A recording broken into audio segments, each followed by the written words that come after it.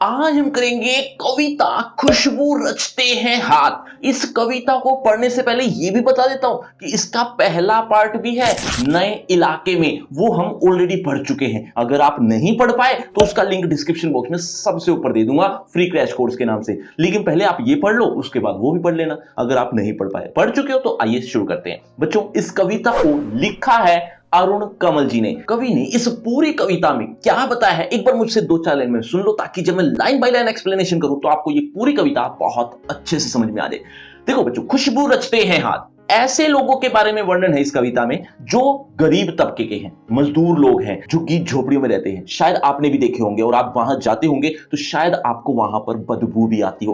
कारण क्या है? दरअसल वहां पर गंदे नाले भी होते हैं और वहां पर जो व्यवस्था होती है वो बहुत अच्छी नहीं होती। शायद इस वजह से और भी कई कारण होते हैं, जैसे वहीं पर ही पास में ही कूड़े करकट का ढेर भी होता है, तो इसकी वजह से वहां बहुत बदबू आती है। अब वो मजदूर तबका है, यानी गरीब लोग हैं, मजदूरी करने जाते हैं। कहां जाते हैं? एक ऐसी जगह है जहां पर अगरबत्तियां बनती हैं, ऐसे कारखानों में जहां अगरबत्तियां बनती हैं। तो ऐसी स्थिति हो गई है कि वो खुद बदबूदार मोहल्ले में रहते हैं, बस्तियों में रहते हैं, लेकिन उनके हाथ खुशबू रचते हैं, यानी खुशबू बनाते हैं। अगरबत्ती से खुशबू आती है ना, तो इसी का नाम इसीलिए रखा है खुशबू रचते हैं हाथ। कभी ये बताना चाहता है कि जो लोग हमारी लाइफ में, हमारे जीवन में खुशबू रचते हैं, खुशबू फैलाते हैं, यानी अगरबत्तियां हमारे लिए बनाते हैं, उनके मोहल्ले से, उनकी बस्तियों से, उनके घरों से बदबू आती है, उनके आसपास गंदे नाले बहते हैं, कूड़े करकट का ढेर होता है। ऐसी स्थिति क्यों है? इस बात को चिंतित करते हुए या चिंता लेते हुए कवि इस कविता को लिखता है। क्या कहता है? कई गलियों के बीच, कई नालों के पार, कूड़े करकट का ढेरों के बाद बदबू से फटते जाते हैं इस टोले के अंदर, खुशबू रचते हैं हाथ, खुशबू रचते हैं हाथ। कवि इन 5-7 लाइन में ऐसे लोगों के बारे में बता रहा है जो अगरबत्तियां बनाते हैं, यानी खुशबू रचते हैं, लेकिन रहते कहां हैं वो बता रखा है कि कई गलियों के बीच, कई नालों के पार, मतलब ऐसे बदबूदार नाले होते हैं, उनको पार करते हुए जहां कूड़े करकट का ढेर लगा होता है, उसके बाद एक छोटी सी बस्ती शुरू होती है। टोले के अंदर वो रहते हैं, अर्थात छोटी बस्तियों के अंदर रहते हैं, जहां पर बदबू से फटते जाते हैं। मतलब बदबू फट रही है, अर्थात बदबू आ रही है। ऐसी बस्ती में ऐसे लोग रह रहे हैं जिनके हाथों से खुशबू आती है, अर्थात खुशबू रचते हैं। ऐसे हाथ अगरबत्तियां बनाते हैं। तो ये सारी पंक्तियां इसी बारे में थी, क्या कि वो जो अगरबत्तियां बनाते हैं, दूसरों के जीवन में खुशबू रचते हैं, उनका जो घर है वो कहां पर है? ऐसी बदबूदार जगह पर होता है ऐसे लोगों का घर।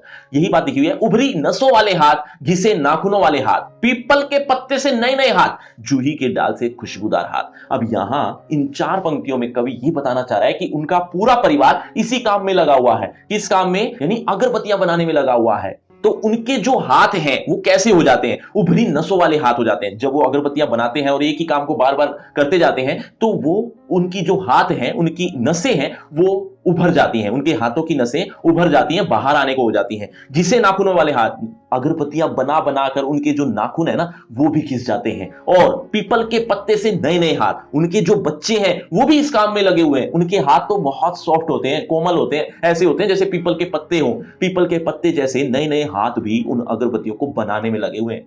जूही की डाल से खुशबूदार हाथ, उनके घर में जो स्त्रियां हैं उनके जूही की डाल के समान, मतलब बहुत सॉफ्ट हाथ हैं, उनके हाथ भी अगरबत्तियां बनाने में लगे हुए हैं। मतलब सिर्फ इतना ही है कहने का कि उनका पूरा परिवार इसी काम में लगा हुआ है और उनकी हाथों की नसें उभर आती हैं इस काम को करते करते, यहां तक कि उनके नाखून भी घिस जाते हैं। ये बताना चाहा था। आगे, गंदे कटे पिटे हाथ, जख्म से फटे हुए हाथ, खुशबू रचते हैं हाथ, खुशबू रचते हैं हाथ। बच्चों, इन 4 पंक्तियों में क्या बताया है? उससे पहले कवि का नाम एक बार जल्दी से कमेंट करके बताओ, क्योंकि थोड़ी देर पहले ही तो बताया। एक बार देखना चाहता हूं कितने बच्चे मेरी बातें बहुत ध्यान से सुन रहे हैं। अब आगे की पंक्तियों में बताते हैं कवि कि गंदे कटे पिटे हाथ, उनके हाथ गंदे हो जाते हैं, कट पिट जाते हैं, अर्थात कट लग जाते हैं हाथों में। जख्म से फटे हुए हाथ, कई बार उनके हाथों में कट कट कर जख्म भी हो जाता है। तो ऐसी स्थिति हो गई है उनके हाथों की, और ऐसे हाथों के बारे में कवि बता रहा है जो खुशबू रचते हैं, अर्थात अगरबत्तियां बनाते हैं, हमारे जीवन में खुशबू रचते हैं। ऐसा ही कुछ आगे भी लिखा हुआ है। यही इस गली में बनती है मुल्क की मशहूर अगरबत्तियां, इन्हीं गंदे मोहल्लों के गंदे लोग बनाते हैं केवड़ा, गुलाब, खस और रात रानी अगरबत्तियां।